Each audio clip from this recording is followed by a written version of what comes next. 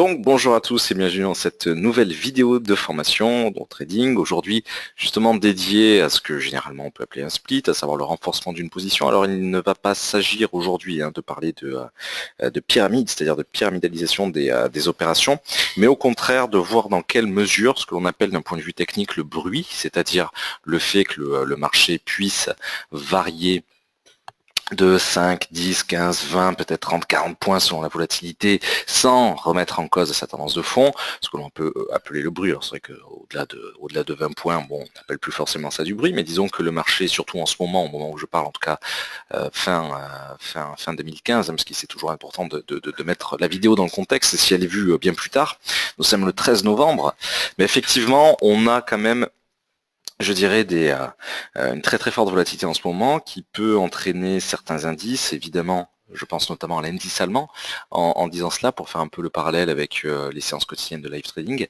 Mais effectivement, on peut avoir justement un indice qui va varier en contre-tendance sur du 20-30 points sans forcément remettre en cause le postulat technique et le postulat fondamental. Et donc, le fait de renforcer ponctuellement ces opérations peut être dans ce cas de figure-là assez intéressant.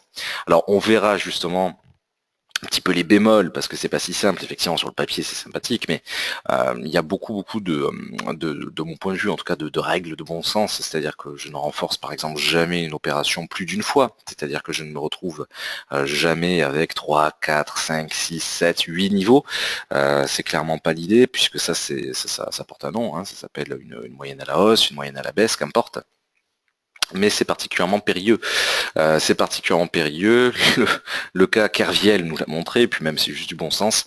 Donc voilà, on va faire un petit peu la jonction aujourd'hui, je dirais, entre différents points.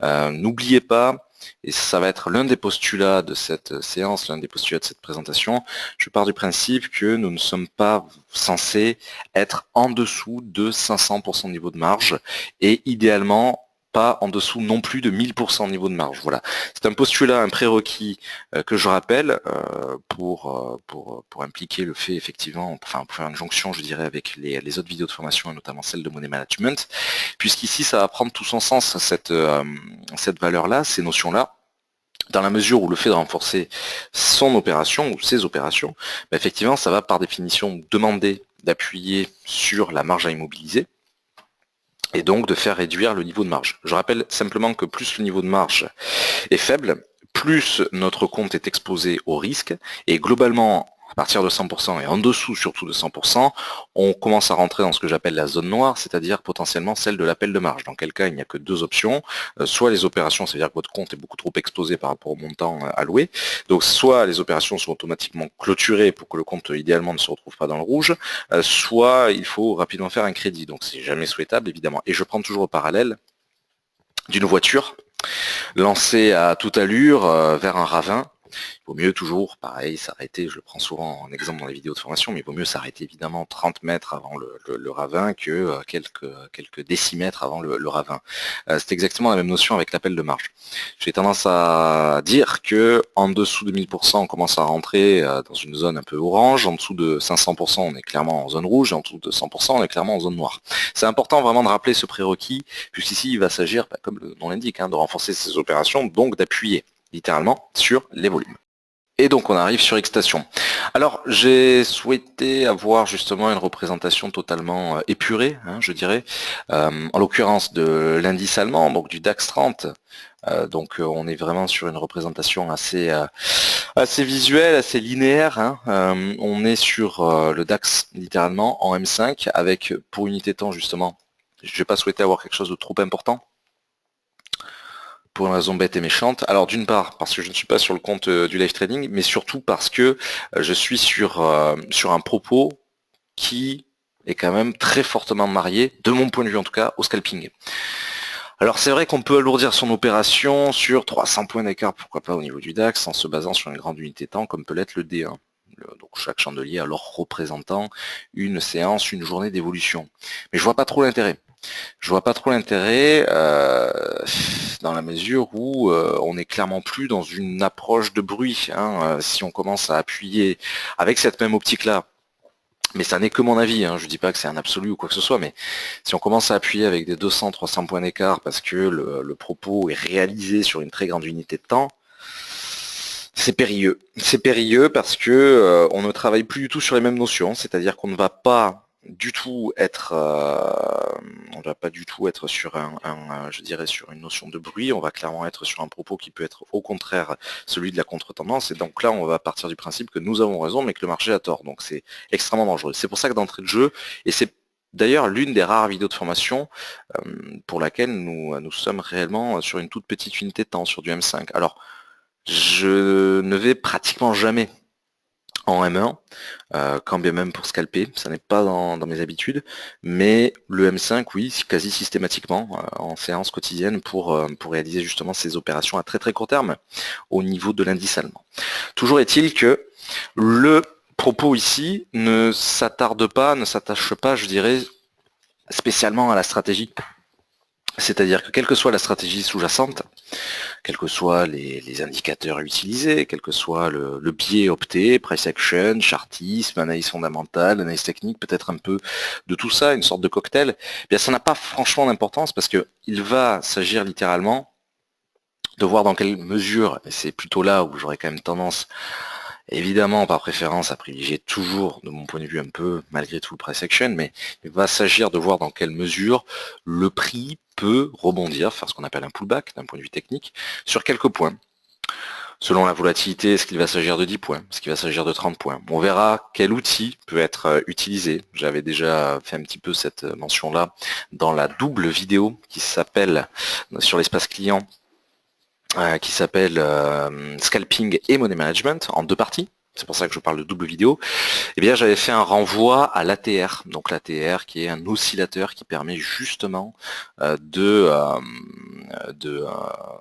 détecter un petit peu la volatilité du sous-jacent, de l'actif que l'on traite, et donc de considérer, pourquoi pas, de manière un peu plus subjective que ce que l'on fait par exemple en séance quotidienne, s'il vaut mieux splitter sur 20 points, sur 30 points, sur 50 points. Sous-entendu, plus la TR est élevée, plus la volatilité est forte, et donc plus j'aurais tendance à ce qu'entre mes deux points d'entrée, puisqu'encore une fois, je ne split qu'avec deux opérations, l'opération initiale, et puis la seconde, donc la deuxième et dernière, eh bien ça va nous permettre justement cette volatilité-là d'estimer s'il vaut mieux travailler, qui sur du 10 points s'il y a peu de volatilité, qui sur du 30 points, sur du 50 points. Alors 50 points c'est rare, on le fait de temps en temps quand même en séance quotidienne, mais c'est extrêmement rare, c'est quand vraiment on est confronté à une volatilité très forte. D'ailleurs, pour l'anecdote, c'est précisément ce que l'on a sous les yeux. Le hasard veut justement qu'on ait une forte volatilité. À l'instant T, on vient de voir par exemple une chute de 30-40 points de l'indice allemand en l'espace de quelques secondes. On est confronté en ce moment à une volatilité forte. Et c'est pas vraiment une découverte parce que ce propos de très vive volatilité sur le marché financier est surtout vrai depuis globalement un mois et demi, 2 mois. Encore une fois, au moment où on fait cette vidéo, on est le 13 novembre 2015. Surtout vrai depuis donc cette période-là, on va dire globalement 6 à 8 semaines, c'est difficile de mettre une date précise, mais globalement c'est à peu près de mon point de vue, en tout cas vraiment depuis ce moment-là. Et qui plus est, je dirais l'alarme a été un petit peu sonnée quand même par deux mastodontes financiers, à savoir Janet Yellen, présidente de la Banque centrale américaine, et puis Christine Lagarde, directrice générale du FMI, du Fonds monétaire international. Justement, les deux nous ont précisé, entre autres, mais disons que ce sont parmi les deux voies les plus importantes au niveau financier, eh bien ces deux mastodontes financières nous ont justement indiqué que cette volatilité démentielle risquait de perdurer encore pendant quelques trimestres, compte tenu des grands biais qui agitent en ce moment le marché. Et on pourrait même dire les marchés. Bon.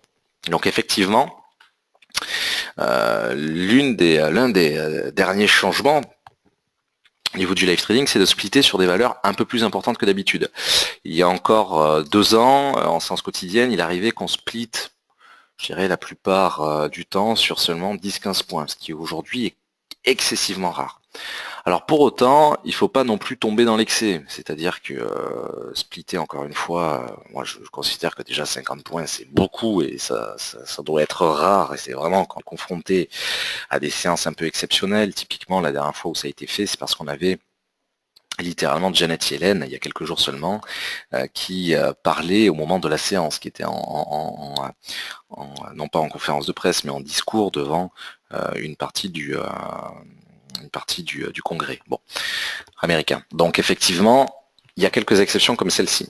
Généralement, en ce moment, et je dis bien en ce moment, parce que c'est un propos qui pourra effectivement évoluer avec le temps, dans un sens comme dans l'autre, généralement, à titre personnel comme en séance de live trading, il m'arrive plutôt de splitter sur 20-25 points. Alors, on va prendre quelques exemples concrets directement sur le graphique, sans forcément valider le contenu, je dirais, au niveau de l'opération pour respecter un peu le format.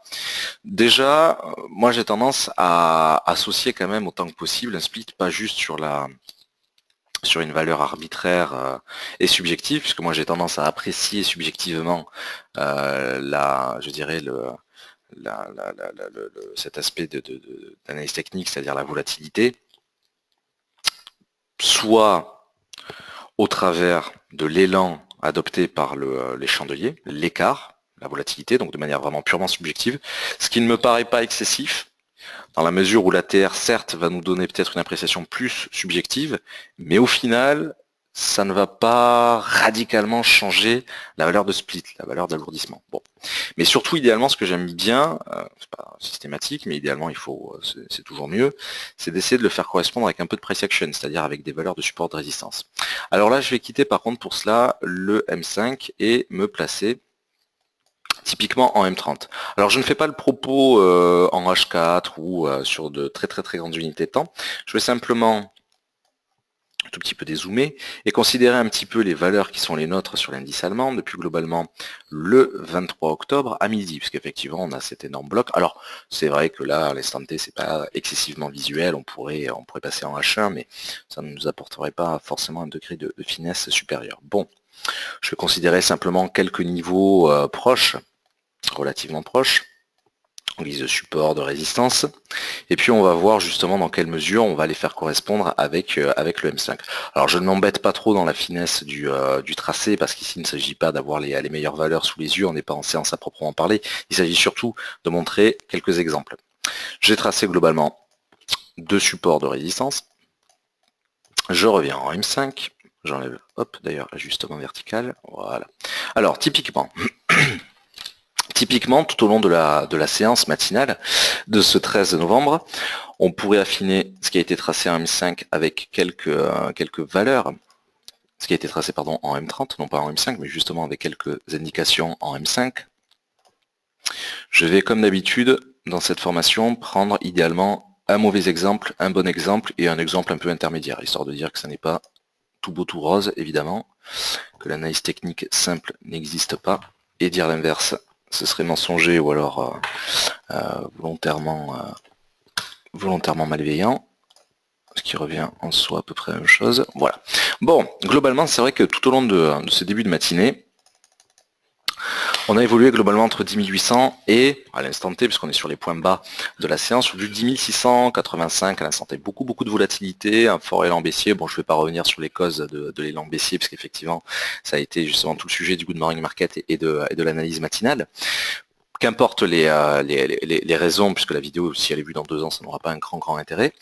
Mais effectivement, on a quelques supports, résistance à court terme et un peu plus fortes. Évidemment, je les ai tracés, les véritables, entre guillemets, à très court terme en M30, et puis en M5 pour celles qui nous concernent. Partons du postulat que, et je vais indiquer typiquement les quelques premiers traits de travers de ligne verticale, partons du postulat, typiquement, et ça arrive assez fréquemment, que je suis rentré en position le 13 novembre, donc ce matin à 10h35. Je rappelle que je suis en M5, globalement sur une valeur de 10 753. Considérons ce support-là, ce qui était un support à ce moment-là, parce que partons du principe que le trade à ce moment-là était short, était baissier. Je suis confronté à ce support, partant du principe que j'étais plutôt sur 755, 756. Je vise 5 à 10 points. Dans le cas présent, effectivement, 5 points, c'est tout juste valable.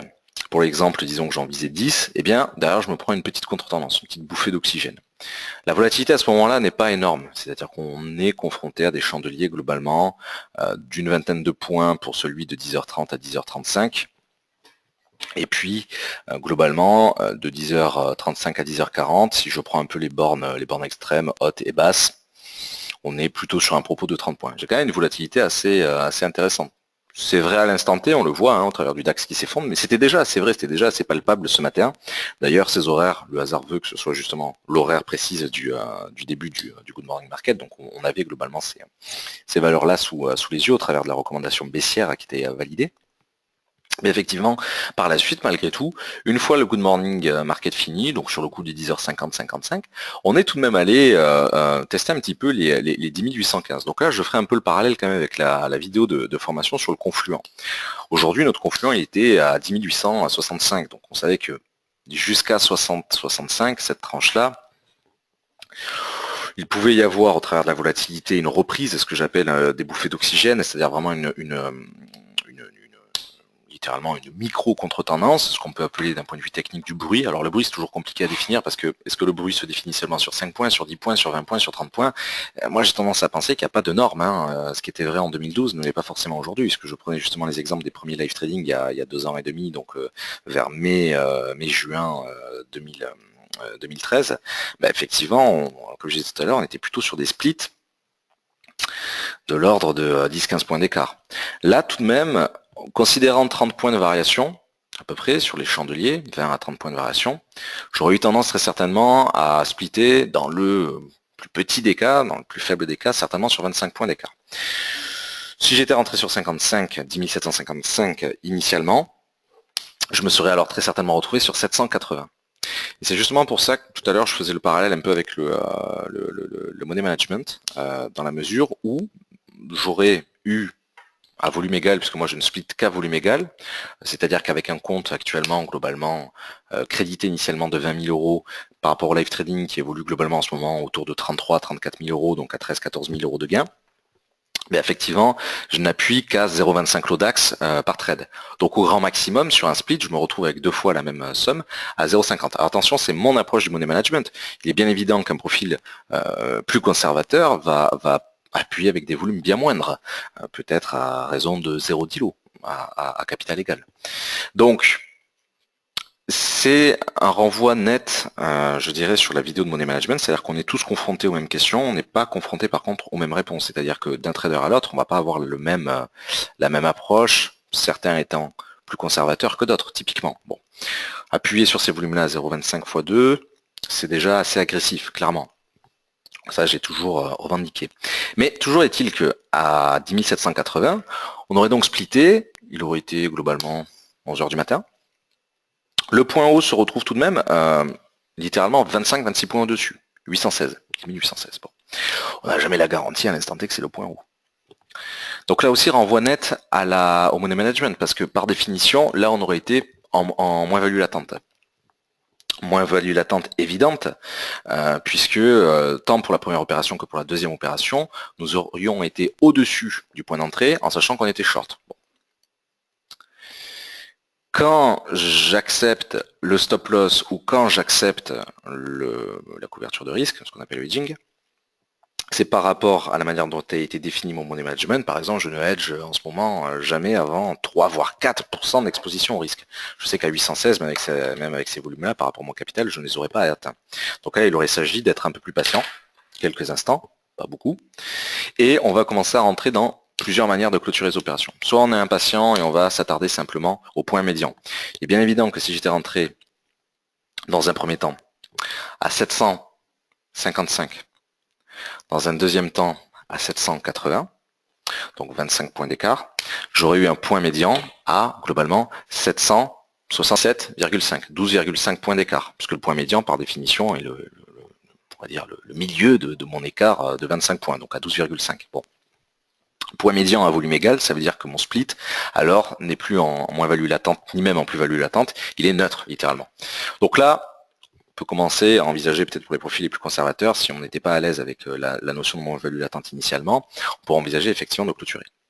Ce qui se passe beaucoup en ce moment, ce que je fais beaucoup, et je sais que parmi vous, il y a beaucoup de clients, donc vous le voyez très bien en séance, c'est que j'ai tendance à avoir pour take profit commun le point d'entrée initial. Donc dans le cas présent, dans mon exemple, ça aurait été 10 755.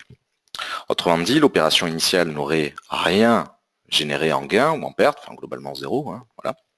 Et tout le gain se serait alors établi sur le split en tant que tel, c'est-à-dire sur la seconde opération. Donc, à raison de 25 points pour 0,25 lot, c'est très simple, hein. Hop, il suffit de prendre une calculatrice, ou alors on pourrait le simuler directement, pourquoi pas avec le ticket d'ordre, ça revient à la même chose.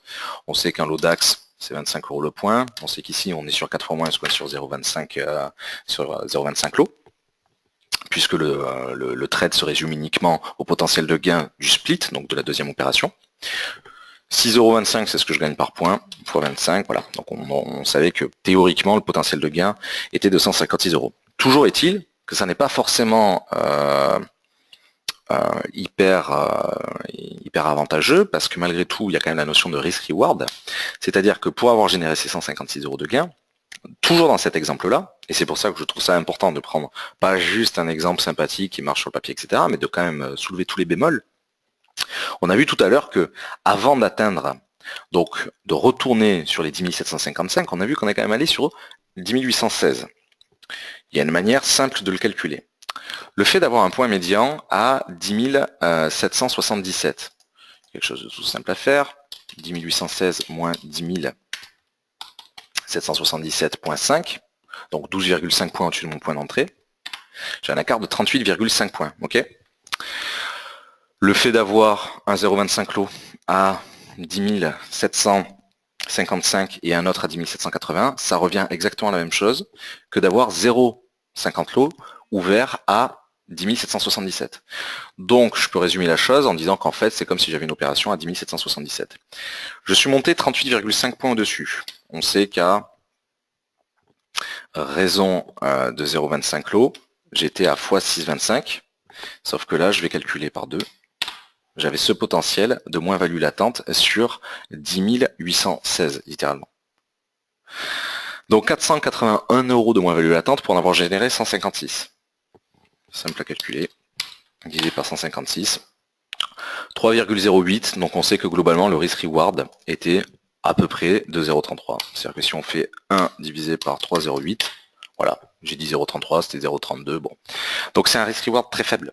Donc on sait quand même que dans le cas présent, ce split, certes, aurait été gagnant, parce que on avait une préférence psychologique marquée à la baisse, pour les raisons fondamentales et techniques que l'on connaît aujourd'hui, en dessous des 10 865, qui constituent notre point de confluence, en respect avec notre money management. Donc là je fais des renvois à la toile d'araignée, à la fois la vidéo évidemment de confluence, dédiée à la petite frontière psychologique, dédié évidemment à l'aspect technique puisqu'on savait dans quel marché on était, mais sans aucune garantie, puisque par définition on n'a pas de garantie, je veux dire, c'est pas tout d'avoir un point de confluence, une analyse fondamentale et puis un money management qui tient la route. Rien n'empêchait au marché théoriquement d'être confronté pour une raison X ou Y à une très bonne nouvelle, et donc de se retrouver complètement long, et donc théoriquement de remettre en cause le scénario. La préférence était nette, la préférence était claire. D'ailleurs, maintenant que les Good Morning Markets sont diffusés sur YouTube, ça peut être intéressant de regarder cette vidéo de formation en regardant en parallèle le Good Morning du 13 novembre 2015. Mais malgré tout, on a un risk-reward très faible. Donc c'est là où il faut faire clairement, je pense, la part des choses entre les deux aspects. C'est-à-dire que même si la préférence était nette, là, le risk-reward n'était clairement pas bon. Donc, à voir selon la tolérance de chacun. Un risk-reward faible correspond effectivement plutôt à un profil très agressif, puisque par définition, l'agressivité en trading se traduit par une prise de risque. Un risk-reward faible se traduit par une prise de risque. Donc, un risk-reward faible, mathématiquement, ça vient confirmer l'état psychologique ou même l'état de money management assez agressif d'un profil. Alors, qu'aurait pu faire un conservateur pour avoir un meilleur risk-reward? Ça ne va pas se jouer sur le volume, parce qu'en abaissant les volumes de chaque opération, proportionnellement, je dis bien proportionnellement, on aurait eu exactement le même risk-reward. Ce que peut faire un profil conservateur, c'est d'espacer beaucoup plus le split. D'entrée de jeu, là où il se dit qu'il aurait, en tant que spéculateur, splitté sur 25 points, le conservateur va peut-être chercher, de manière totalement volontaire, à ne splitter peut-être que sur 40-50 points. Et là, on renverse littéralement le risk-reward. Pourquoi pas au profit d'un risk-reward même supérieur à 1. On dit normalement qu'il faut un risk-reward supérieur à 2. On sait que pour le scalping, c'est quasiment jamais faisable. Dans le cas du split, ça devient un peu plus intéressant. Mais de mon point de vue, il n'y a pas 36 manières d'augmenter le RR, le risk-reward, l'attente, le rapport entre ce que l'on risque de perdre et ce que l'on risque de gagner. Si on veut travailler sur les volumes, c'est certainement pas en appliquant des volumes égaux aux deux opérations, parce qu'en fait, on va se retrouver exactement dans le même schéma que celui-ci. Proportionnellement, c'est juste que le gain et la perte seront exactement identiques, même si en valeur absolue, ce ne sera évidemment pas la même chose. Mais c'est soit d'espacer plus, soit de répartir autrement les volumes. Là, j'ai pris mon exemple. Je ne dis pas que c'est le meilleur, je ne dis pas que c'est un absolu, moi je ne parle que de ce que je connais. Hein. Mais si au lieu de faire 0,25, 0,25 ou 0,10, 0,10, on fait par exemple 0,05 et 0,20, c'est une autre approche. Une approche que je ne connais pas parce que je ne l'ai jamais expérimentée en toute honnêteté. Mais c'est une manière de, je dirais, de travailler autrement sur le split, qui en toute logique, dans toujours ce même exemple-là, nous aurait fait exploser dans le bon sens du terme le risk-reward. Voilà. Alors ça ne veut pas dire pour autant que ce seul exemple est suffisamment représentatif pour appliquer absolument cette solution-là. Bon. Mais il n'y a pas 36 solutions. Dès l'instant où on part du principe qu'il ne faut splitter qu'une fois, parce que sinon, au-delà d'une fois, ça revient à dire j'ai raison, le marché a tort, ce qui est évidemment jamais vrai. C'est le marché a raison. Systématiquement, essayons de voir si on peut en profiter, c'est plutôt ça le maître mot. Mais à moins de jongler autrement sur les volumes ou sur l'écart entre les deux niveaux, toujours dans cette référence, toujours dans cette approche de scalping, eh bien, il n'y a pas de 36 manières de travailler sur ce risk reward. C'est assez important de bien le comprendre. Voilà. Je ne vais pas plus loin dans la logique. En ne parlant pas ici de couverture de risque, puisque c'est déjà, comme vous le savez, l'une des vidéos de formation les plus majeures du programme et qui est clairement en avance sur l'espace client depuis bientôt 8 mois. Voilà, en tout cas au moment où je parle. Voilà globalement.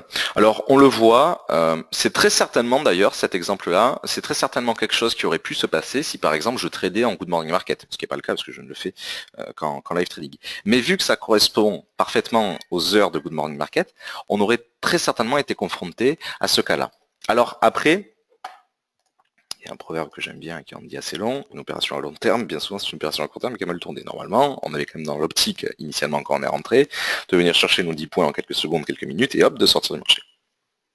Maintenant, le fait est que entre 10h35 et le moment où on est revenu littéralement sur 10h5, sur 10 755, pardon, donc entre 10h35 et 11h30, on a quand même dû patienter 55 minutes. Donc à voir. Voilà. Moi, avant d'abattre mon stop loss ou ma couverture de risque, j'ai tendance à splitter une fois. Mais là, je sais que littéralement, j'aurais dû attendre quand même 55 minutes pour valider mon potentiel de 156 € au travers d'un risk reward de 0,32 ou 0,33, ce qui est relativement très très faible. Voilà.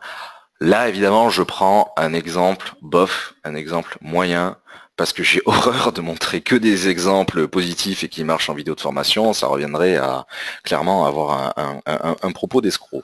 Maintenant, vous l'avez vu, ça fait déjà à peu près 25-30 minutes qu'on est en formation. J'ai quand même très lourdement insisté sur cet exemple-là. On peut quand même, après avoir mis ce gros bémol, ce gros tacle, on va dire, on peut quand même s'intéresser un petit peu à un exemple un peu plus sympathique naturellement. Bon, il y en a plein, on a des centaines, enfin peut-être pas des centaines sous les yeux, mais plusieurs dizaines. Regardez, ici même, nous étions le 12, donc hier, 17h40. Tiens, d'ailleurs, 17h40, à peu de choses près, c'est l'horaire du live trading. Enfin, on se quitte en ce moment souvent sur 16h40, 17h. Bon, si je m'étais retrouvé sur le chandelier de 17h35, 17h40 du 12 novembre, admettons que je m'attendais, pour une raison X ou Y, à ce que ce support de 10 770 soit rompu. Moi, je rentre à 775. Alors, je ne vais pas prendre l'exemple de 5 points, parce que là aussi, il pourrait se suffire à lui-même, donc il n'y aurait aucun intérêt. Disons qu'on travaille sur du 10 points. Bon, je rentre à 775, je m'attends à clôturer avec un take profit à 765, en partant du principe que ce support, à l'époque, ce support de 770 soit rompu. Effectivement, je sors quand même d'une volatilité assez forte. Hein. Globalement, cet énorme biais baissier de 17h10, 17h05, 17h10 jusqu'au moment de l'ouverture à 17h35, mais quand même affaibli fortement sur le chandelier de 17h35, sur lui de 40, où je n'ai plus que des variations globalement, bon, d'une petite dizaine, douzaine, quinzaine de points. Rien de bien fou. Rien de bien fou, et puis bon, le temps passe quand même, hein. Je me retrouve à 775, toujours ouvert avec mon opération, 5 minutes plus tard, 10 minutes plus tard, 15 minutes plus tard, 20 minutes plus tard, 20 minutes plus tard, alors que là, la volatilité devient de plus en plus faible. Devient de plus en plus faible. Je monte jusqu'à 793. Compte tenu d'une faible volatilité, c'est surtout pour l'exemple, évidemment, partant du principe que je split sur 15 points, donc sur 790. Bon, voilà, toujours avec la même approche. Non seulement, dans ce cas-là, avec la même approche, c'est-à-dire avec 2 fois 0,25 lots, en tout cas, avec le capital défendu en live trading, hein, toujours important, hein, n'oubliez jamais le produit en croix quand même, hein, c'est un peu quand même le maître mot. Bon, take profit donc sur 775, je n'aurais certes récupéré ici que 15 points, sans particulièrement avoir à attendre et avec un déclic fortement baissier, un pullback fortement baissier sur les 10 790 qui était précisément la résistance. Donc j'aurais pu très bien considérer que, faute de volatilité, j'aurais splitté sur le niveau supérieur 790 et ça m'aurait suffi. Alors là, le biais aurait été assez minime en termes de gains parce que on était sur 6,25 le point à raison de 0,25 lot, x 15, ça aurait fait 93 euros. 93 euros pour avoir attendu 20 minutes. Et là, par contre, avec un risk reward très fortement sympathique, largement supérieur à 1, puisqu'en fait, globalement, on se serait retrouvé au travers de ce pullback baissier directement sur le point haut de cette micro-tendance, enfin pas tendance, mais de ce micro-range plutôt on va dire, en l'espace de quelques minutes. Voilà. Je passe un peu vite sur cet exemple un peu idyllique, un peu sympathique, puisque j'ai voulu clairement axer l'essentiel de la formation sur un exemple plus complexe, plus réaliste, plus embêtant, et qui, de mon point de vue, montre un peu différentes solutions qui peuvent s'appliquer à un trading différent que le simple, entre guillemets, 2 fois 0,25 lot. Voilà. Voilà globalement. Bah écoutez, merci à tous pour votre présence, pour votre fidélité. J'espère que le propos aura été complet et clair, histoire de bien définir ce qu'est un split de mon point de vue, profiter du bruit, en fait, littéralement, sans remettre en cause la tendance de fond, sans remettre en cause les prérequis. Idéalement, évidemment, je défends ma paroisse, donc idéalement au travers de price action, donc de contact sur support, résistance, pourquoi pas retracement de Fibonacci, c'est vrai que j'en ai pas parlé aujourd'hui, mais comme on travaillait en M5, il aurait été assez peu probable qu'on se retrouve avec les Fibos majeurs que l'on utilise en live training. Ma foi, voilà, et puis surtout, selon quand sera vue la vidéo, n'oubliez pas qu'on est effectivement en ce moment sur un propos de très très très forte volatilité, voilà. Et encore une fois, c'est toujours un peu la même notion clé dans ces différentes vidéos de formation. Tout le monde est soumis au même biais, aux mêmes grandes questions. Maintenant, les réponses sont plus individuelles par rapport à l'écart à adopter, à l'importance des volumes. Voilà. Voilà globalement pour ces grands axes communs à tous si l'on souhaite effectivement splitter, ce qui n'est pas une obligation du tout. Certains préféreront avoir une seule opération directement définie entre un TP et un stop loss. Moi, je préfère raisonner au travers d'un point médian, pour reprendre l'exemple initial, 10 770, et avoir effectivement cette même logique de TPSL, ou du moins couverture de risque, si la volatilité inverse se renforce violemment. Voilà, merci à tous, très bonne fin de journée, très bonne poursuite, je dirais, dans cette toile d'araignée, dans ces vidéos de formation. Je vous invite évidemment à consulter les autres vidéos déjà diffusées, et puis à me rejoindre dans les prochaines formations. À très bientôt.